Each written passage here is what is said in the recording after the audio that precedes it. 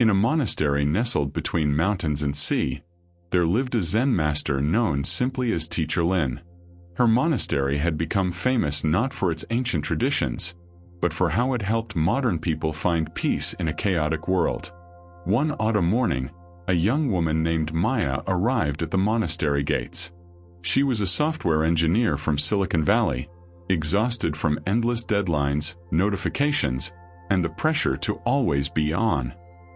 Her mind raced constantly, planning the next task before finishing the current one. "Teacher," Maya said breathlessly, "I've read all the books on mindfulness. I've tried every meditation app, but I still can't quiet my mind. Please, teach me how to find peace." Teacher Lin smiled gently.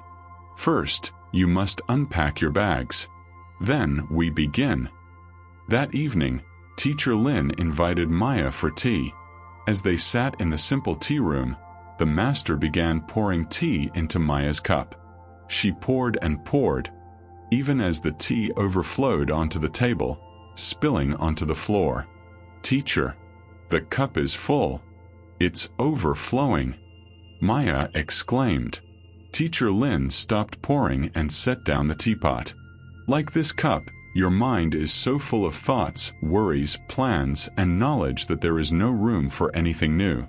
Before you can learn, you must empty your cup."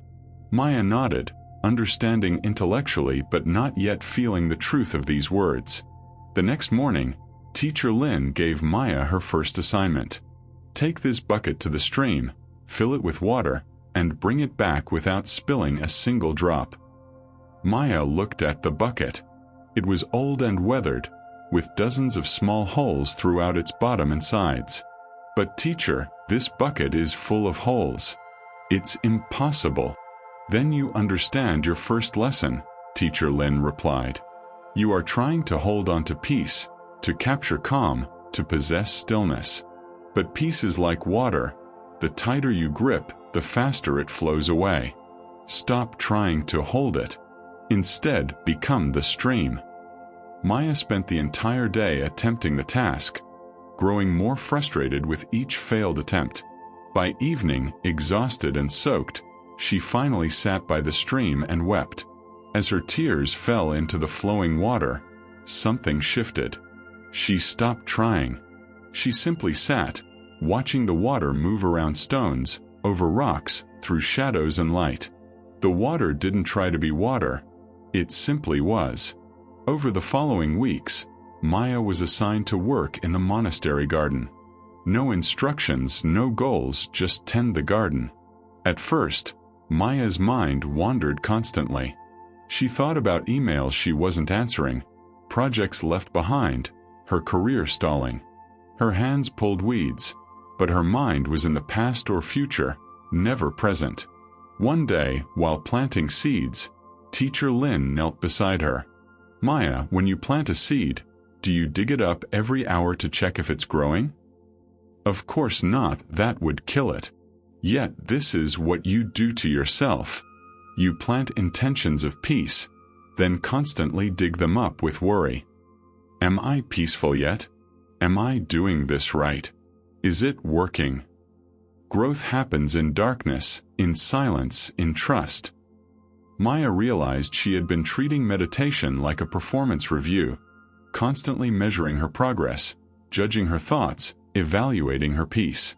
She was trying to think her way into thoughtlessness. One afternoon, Teacher Lin took Maya on a walk to a nearby river. She picked up a large stone from the riverbed. "How long has this stone been in the river?" Teacher Lin asked. "Perhaps hundreds of years?" "Yes. And notice how smooth it has become. The river did not force the stone to change. The stone did not resist becoming smooth. The river simply flowed, and the stone simply existed, and transformation happened naturally." Teacher Lin placed the stone in Maya's hand. "You are both the stone and the river. Your anxious thoughts are not enemies to be fought.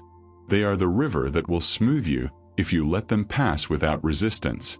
"But teacher, if I don't resist my anxious thoughts, won't they consume me?" Does the stone fear the river? Does the river hate the stone? Resistance creates suffering. Acceptance creates peace. When you stop fighting your mind stops fighting you. Weeks passed. Maya's practice deepened, but one morning she made a careless mistake.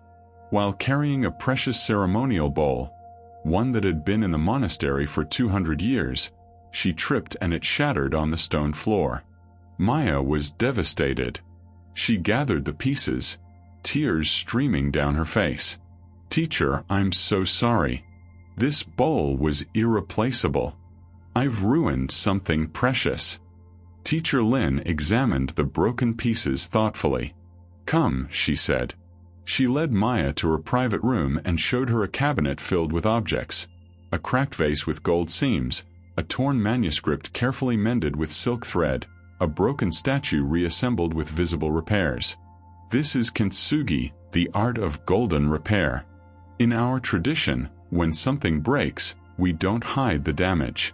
We highlight it with gold, making the object more beautiful than before. The breaks are part of its story, part of its beauty." Teacher Lin picked up the pieces of the ceremonial bowl. This bowl was indeed precious, but perhaps its greatest teaching comes now, in its brokenness. Your anxiety, your restlessness, your perceived flaws, these are not cracks to hide. They are part of what makes you beautifully human. As winter approached, a new student arrived at the monastery. A teenager named Jake, sent by his parents who worried about his video game addiction and social anxiety. Teacher Lin assigned Maya to help welcome him. Jake was defensive and skeptical. "I don't believe in this Zen stuff. It's just ancient philosophy that doesn't apply to real life." Maya smiled, recognizing her former self. She didn't try to convince him with words. Instead, she invited him to help her in the garden. As they worked together in silence, Jake eventually spoke. "Everyone tells me I need to change, that I'm not good enough the way I am." Maya paused, remembering Teacher Lin's lessons. "What if you're already perfect, but just covered in dust? We're not here to become different people. We're here to remember who we already are underneath all the noise." In teaching Jake, Maya realized how much she had internalized the teachings. The anxious woman who had arrived months ago had not disappeared. She had been transformed like the stone in the river. On Maya's last day at the monastery, Teacher Lin called her to the meditation hall. "Maya, what have you learned?" Maya thought carefully. "I learned that peace is not something to achieve. It's something to allow. I learned that my thoughts are not my enemies. I learned that brokenness can be beautiful." "Good," Teacher Lin nodded. "But tell me, when you return to your world of deadlines and notifications and pressure, what will you do?" Maya smiled. "I will remember the bucket with holes. I won't try to hold on to peace. I'll let it flow through me. I'll be the stream. And when anxiety comes, I'll remember the stone. I won't resist. I'll let it smooth me. And when you fail, I'll remember kintsugi. My cracks can be filled with gold." Teacher Lin stood and embraced Maya. "You came here seeking peace. But peace was not lost. It was never lost. It was simply waiting for you to stop searching and start seeing." Maya returned to Silicon Valley, to her apartment, to her job. The notifications were still there. The deadlines remained. But something fundamental had shifted. When her mind raced, she didn't fight it. She watched it race, like watching clouds pass across the sky. When anxiety arose, she didn't resist it. She felt it fully, let it move through her like water through the bucket. She still worked hard. She still cared about her projects. But she was no longer drowning in the river of her own mind. She had become the river itself, flowing, adapting, always moving but never lost. One morning, a colleague noticed the change. Maya, you seem different. Calmer. What's your secret? Maya thought of Teacher Lin, of the broken bowl now repaired with gold, displayed in the monastery's main hall. She thought of the stone worn smooth by patient water. She thought of the bucket that couldn't hold water but led her to understand that peace cannot be held, only experienced. There is no secret, Maya said with a gentle smile. Only remembering what was always there. Years later, Maya received a package from the monastery. Inside was a small stone from the river, worn smooth by centuries of water, and a note in Teacher Lin's handwriting. Dear Maya, this stone's journey is never finished. The river still flows. You are still becoming.